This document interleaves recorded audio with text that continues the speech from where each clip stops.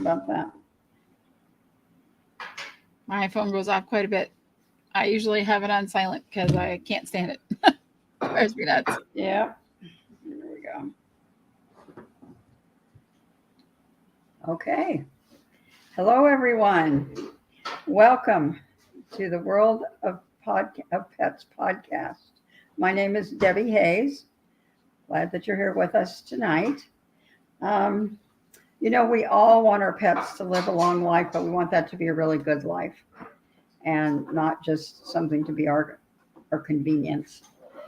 So we feel that we have found something that can help give them a good, healthy life for a long time. And we do like to share about that a little bit, but mostly we just like to discover all things about pets, like to laugh and to cry. And so we'd like for you to join us in that journey. Tonight we have Bri Campano, who is our return guest.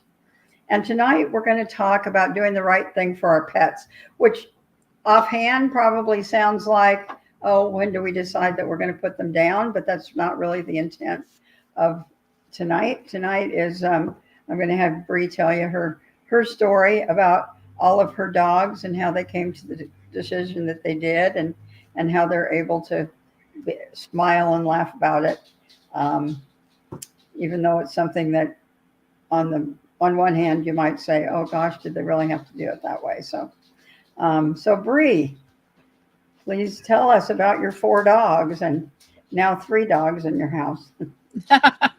Yeah. So I got, let's see, I've had a lot of dogs over the years, and I love them all dearly. They all hold a special place in my heart. And so we had lost our 2 girls a year apart from each other. They were sisters, and we ended up getting when I found the opportunity to get a rescue pit. So we drove quite a long way, 300 miles, I think, to go pick up this dog at a humane society. He was neat. Pits are hard to place, and a lot of people can't take them. And we saw him, we fell in love, and we got up early the next morning and we drove down and we got him. And he became a member of our family. And he was a puppy. He was 1 year old when we got him, still very puppy-like. And he's just the sweetest, kindest dog ever in the world. Nothing of what people think about pit bulls. I mean, he was just all he wanted was love constantly. Still, all he wants is love. And so then last winter, my son had he didn't have his dog anymore, and he was very sad. He had his dog for a long time. And so he was ready. It'd been about 3 or 4 years since his dog had passed away, and he was ready to get another dog. And so we had found a puppy for him, and we went to go visit the puppies, and I fell in love with the puppies. And I thought, maybe I should get a puppy. So I got a puppy. I got 2 puppies. My son lives at home, so I had both puppies here, and I had my pit bull who turned into the nanny of these 2 puppies. And they could chew on him and do anything they wanted to with him, and all these different things. And he was just the sweetest dog to them, and was taking care of them and helping them play and learn the ropes and what to do. And they kept getting bigger because they are Cane Corso puppies. Excuse me. So they get very large. And they were about 4 months old, maybe a little more. I guess they were 6 months old when I had to have open heart surgery. So I was going to be in the hospital for a week to have open heart surgery and come home and have another 4 weeks of recovery before I could really get up and do a lot. And having 2 large puppies, because they were 8 weeks old, they were 25 pounds already. And so this time, they're 6 months old, so they're about 65 pounds apiece. They're very large. And I was a little scared about having them around me as I was recovering from such a major surgery. So my daughter said, well, while you take the time to recover, I will take one of the puppies and help, I'll take care of him. and then you can keep the one so that it's less craziness. And that's what we did. And Gus went to live with my daughter. And I love Gus. Gus was my puppy, and I loved him so much. He was just so wonderful and sweet. But he spent a long time, because it took me a few months to recover from surgery. And I came to realize, as they were now, getting closer to 90 pounds, that I wasn't going to be able to care for this puppy.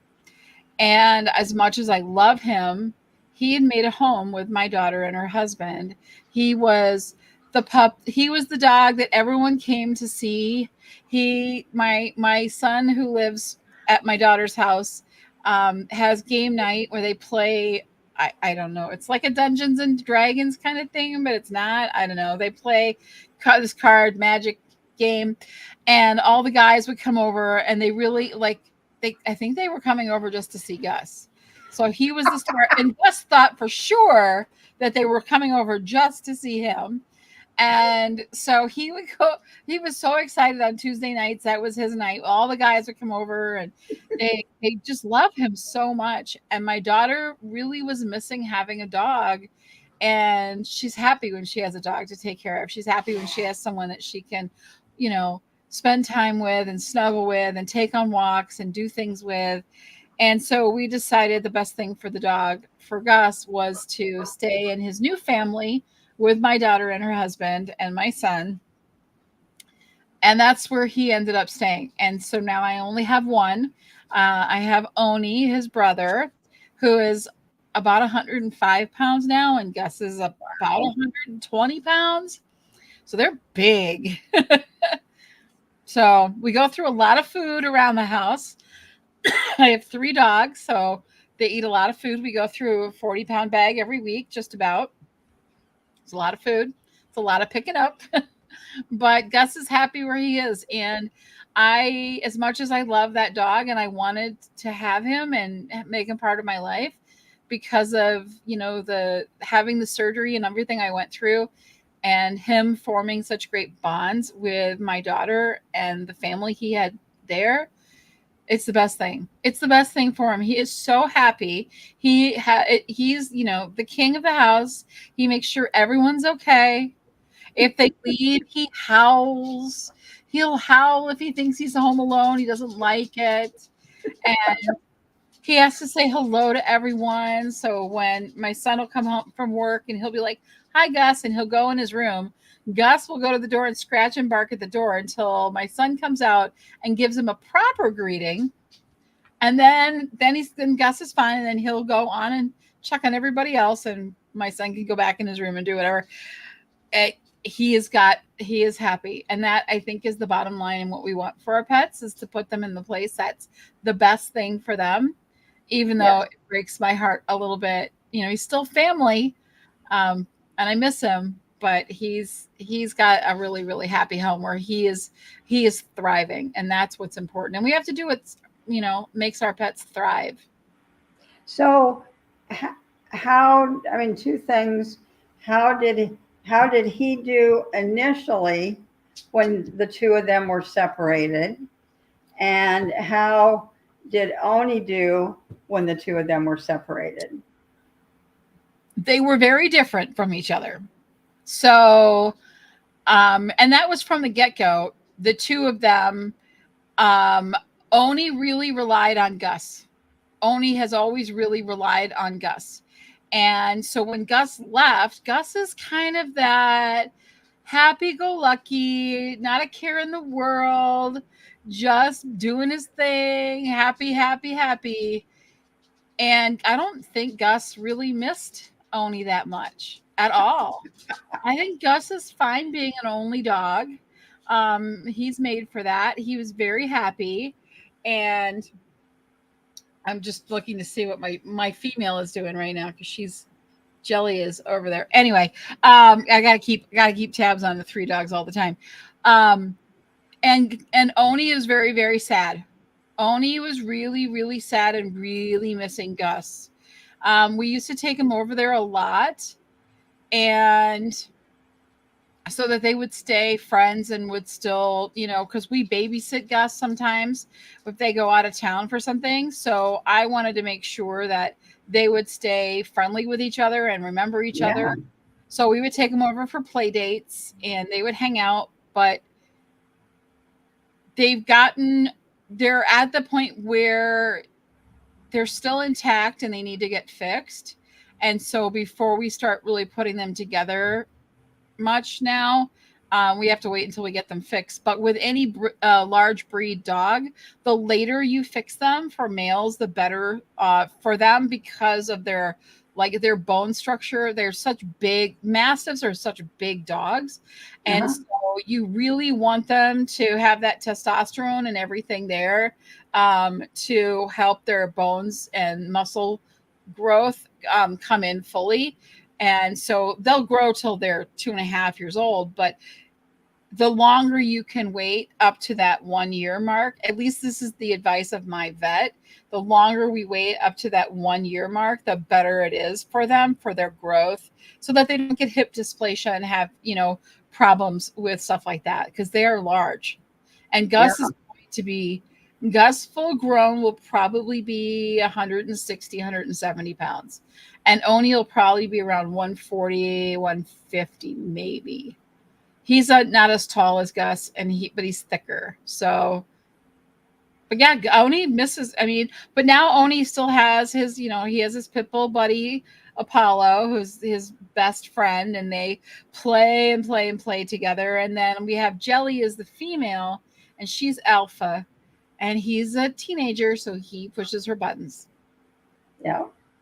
So, I mean, one thing that comes to mind with me is, do you do you guys walk the dogs, both you and your husband? And I can see that as being, I mean, correct me if I'm wrong, but I can see potentially that being an issue because of their size and control and the fact that they haven't been fixed, that it might be a bad situation when you're walking them.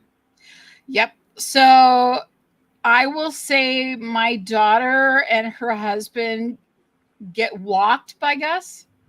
Gus is very strong, very, very strong, and they definitely need training. I need to get over there and help them with the training. Oni, on the other hand, walks beautifully. He does not react to situations anymore. He's very calm. When he is on our property or in our house, he's very protective. Right. Is in his nature. That is what Cane Corsos will do. But Yeah. when But we that's walk, okay. I yeah, mean, I want him to because protect. there isn't a right there isn't a trigger right there. If there is a trigger, the trigger probably isn't supposed to be around anyway. So Exactly. he's going to scare the trigger off, and that's what you want. Yes, he's But got a big it's bar. just when you take him out, you know. Yeah. So, but when we take him for a walk, my husband has been really, really good. We put him on a prong collar, which you have to do of a dog that size, so you have better control. But now he walks loose leash. So he walks, literally walks right next to my husband and does not, we don't have any problems with him because we've trained him and we've spent a lot of time training him. My husband has spent a lot of time training him. We had a situation just a couple of weeks ago. We were walking down the street coming up to a stop sign, and there was a car with a couple dogs in it. There was a lady walking 3 dogs, and there were some teenagers on bikes, and it was all happening at the same stop sign. And my husband was with Oni, and my husband got a little nervous, but Oni just sat there, and they stopped and they waited for all of this crazy to go by them. And Oni just sat there and waited until it was time to walk. So that was, really good control. And you have to have, I want full recall on him. That's training that we haven't gotten to yet.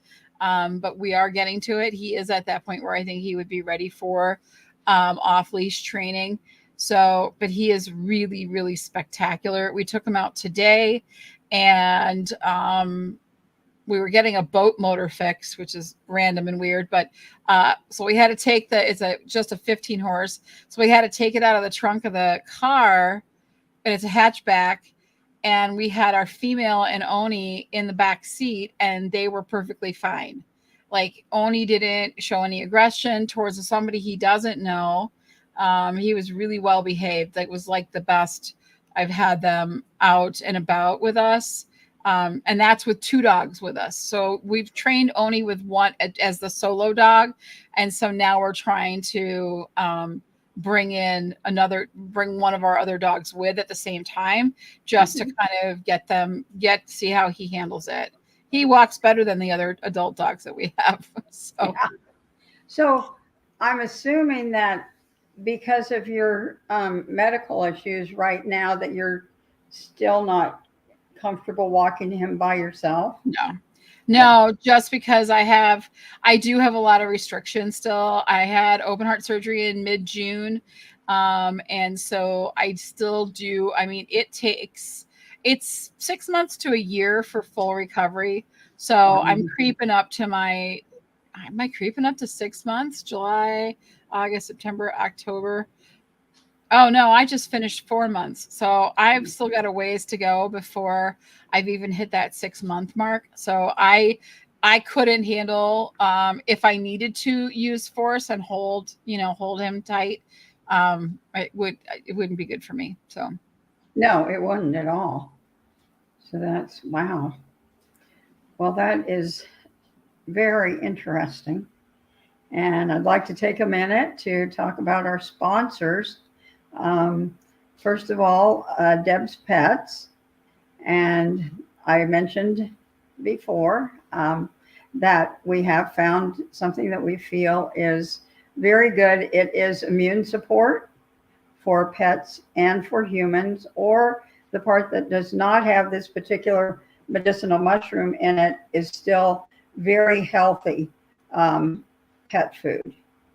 And just remarkable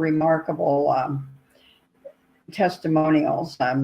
There, one of them that I love, because believe it or not, we have we can adapt to any type of pet or animal, but horses, dogs, and cats would be the main thing. So a quick story: there was a horse in the Las Vegas area that was trained as a police animal, and got Cushing's disease, which they usually think that is not curable, and started taking this mushroom supplement for the horses, which basically means that it has apple and carrots in it as opposed to peanut butter that the dogs like. And started taking those, and the Cushing's went away, and the horse was able to go back and work for a little while longer, then did retire. And after the horse retired, was in the stable, and there was going to be a parade in Las Vegas, and Shania Twain, the horse lady, was picking out a horse, and picked out this particular horse that had the Cushing's disease because she liked the spunk and everything about the horse. So that's a good testimonial for the fact that they were able to get rid of something that wouldn't normally have been, people would have thought that they could get rid of. So I was looking for something to get more of the word out about these mushrooms so that people would understand the importance of them. And I did come across something called The Great Discovery, which is where I met you, Bri, and a content creator platform that we can get information out about whatever we want. And there is an affiliate program. And so either one of those things, I'm more than happy to have the listeners tune in, check those, and we'll have the information scrolling in a minute. So that's us. And golly, Bri, We do love the Great Discovery. I mean, come on, it's the number one course creator platform in 2024. If you're looking for something to put your course on and you want a community, you want to have a place where you have a sales force working for you and you don't have to be the solo person out there saying, hey, take my course. You want an affiliate army. Debbie's part of my team. I love what I'm doing at the Great Discovery. It has changed my life for the better. I get to teach podcasting to so many people now. I have like 140 students now that have taken my course on the Great Discovery since it's been out. I put it out last spring. So amazing for me. And your course is over there as well on the mushrooms and different things. So check it out. Follow the links in the description. We would love to have you, learn more about it, see if it's the right place for you. Yes. Yeah, I just a couple of things that I do have a free course about the mushrooms, and it's not specifically about the mushroom that we use with Deb's Pets. It's more of if you are interested in supplemental mushrooms, then stay away from this and look for that. But we then also have a paid course that tells about this specific mushroom, which is called the King of Mushrooms, and it's been around for many thousands of years. And so you can find out about that through that course. And you can also find out a little bit about it on Friday, because Bri and Alex Hitt have a podcast. Miss Podcast Queen Bri have a podcast, and they always highlight one or more people that have courses up on the Great Discovery. So this Friday, Kurt Weeks, who collaborated with me, and myself are going to go into that a little bit. My question for Bri when we're finished, but I'll give her a preview, is how do you make sure that you don't give too much information, because you want people to go see the course on the platform? But so you can answer that for me later. But anyway, that it is an exciting platform. One of the things that I think of for the platform, which has absolutely nothing to do with my business or what I do, is that because of the reach, because there is global translation, that people can get their stories out there and maybe reach some people that they wouldn't have otherwise reached. And for example, what always comes to mind for me is human trafficking or child trafficking. Somebody that was trafficked, if they're telling their story, they might be telling their story to somebody in a different country whose culture really doesn't talk about that, even though it would occur in their country. They might be able to tell them some things about, be very leery of this, just, give them some pointers that would help people and could cut down on that throughout the world, as well as just getting the story out. So to me, that's one of the things that I just think makes this such an invaluable platform. 100%. I have to agree. It really is a valuable platform. It's bringing knowledge to the world through our voice translation that we offer, 168 different languages. It is unbelievable. It is a way to share your message and share knowledge with people that are desperately in need of it. There are countries around the world that don't have access to universities and schools the way we do. And it is crucial that we empower the world with the knowledge. And like you said, maybe save some lives in the process. Such an important mission. And I think we share that with the values with the co-CEOs, Sandra and Tim, who this is their business that they have brought to the world. And I am so grateful to be a part of it. It's tremendous. So I would encourage everyone to find out more. And if you're not a course creator, but you love to share things, this is also a place for you, because we always look for affiliates and learners. If you're looking to learn something, we have a place for you on the Great Discovery. So come check us out. Yeah. Yep. So Kurt, could you put those in the chat? Could you put the put the contact information in the chat. debspets.com and thegreatdiscovery.com/DNHayes. Yeah, and you know what's coming up soon, Deb, which I think is really exciting, is we have got our communities that will be launching very shortly. It's coming up. So if the world of pets is something that you're interested in and you would like to know more about pets and animals and care, we're going to have a community just for you over on The Great Discovery where you can connect with Debbie, with other pet owners, talk about different things that maybe ask questions of things that are concerning you. It's a great place for you to share the story of your pet, which I think is always fun. I love hearing about how somebody got a pet because it's choosing a family member, and there's always a fun story. There's always something interesting about it.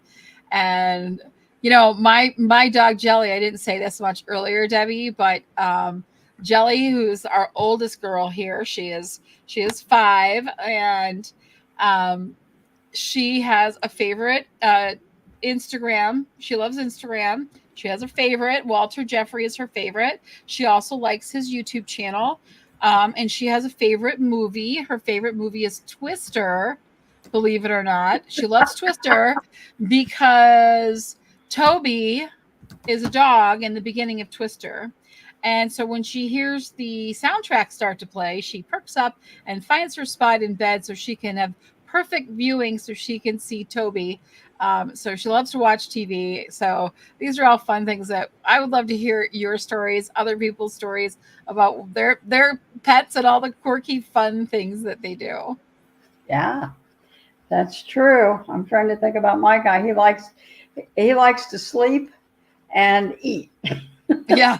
However, that being said, I room with my brother, and my brother is such a godsend because I can't walk him right now, and he is so dedicated to walk him. My brother runs and he plays pickleball a lot, so he gets plenty of exercise himself, and he still makes time to walk the dog. Yes, I'm talking about you.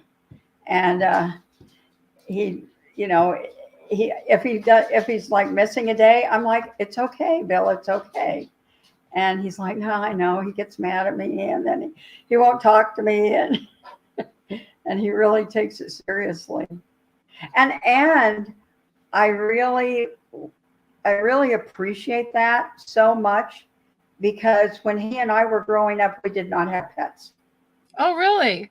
Yeah, I think, I don't know. I think my mom, I'm not sure my mom had pets when she was growing up. And so it just didn't happen. And so I just really appreciate the fact that, I mean, my second husband, my husband, right away, we got a dog. And that was my first dog. And I was an adult, like in my 30s. And always had at least one since then. But, my brother and I have been rooming for like 4 years, I think. And so he never really had pets. He lived with us a little bit, but didn't really interact with the pets at that time. Yeah. But yeah, it's a blessing. And pets are just a blessing to us too. Just amazing. I know Apollo's always under my feet, and he follows me literally into every room in my house. So yes, the bathroom, and he just has to make sure I'm okay. He has to just be right next to me because I'm his human, and he has to make sure I'm okay. And so it used to like drive me crazy, but then I would just look at him and I'm like, you're just checking on me. You're just making sure I'm okay.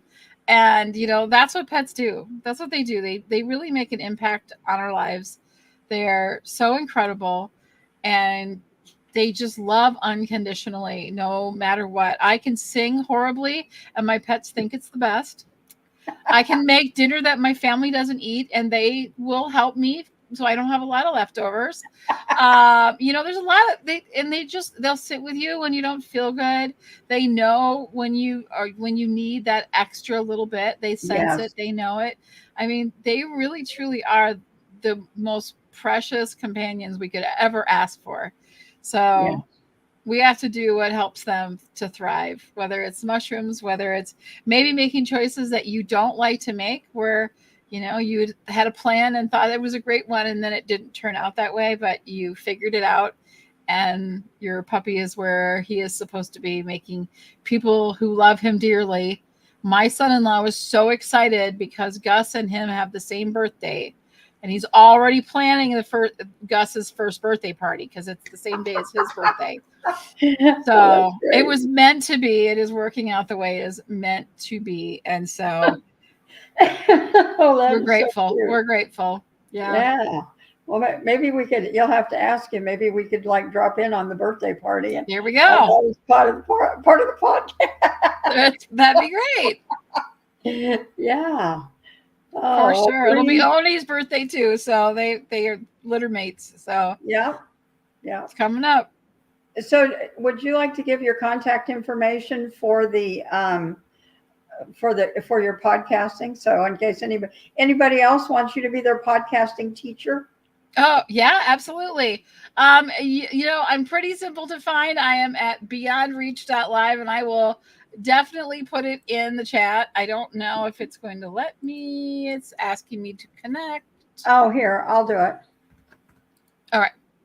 But it is beyondreach.live. Very simple. You can find all the information about my classes over there. I should have a link to my podcasting course, but Debbie will be able to put the link in the description below because I want her to use her link for that anyway. And I have a free podcasting course over on The Great Discovery, and you can get there through Debbie's link. If you want to learn how to podcast, I love teaching podcasting. So give me a call, set up some time with me, come check out what I've got going on. And Debbie's going to be a guest this Friday on Discovering Greatness, which is our Friday morning podcast. We go live every Friday morning with course creators from The Great Discovery.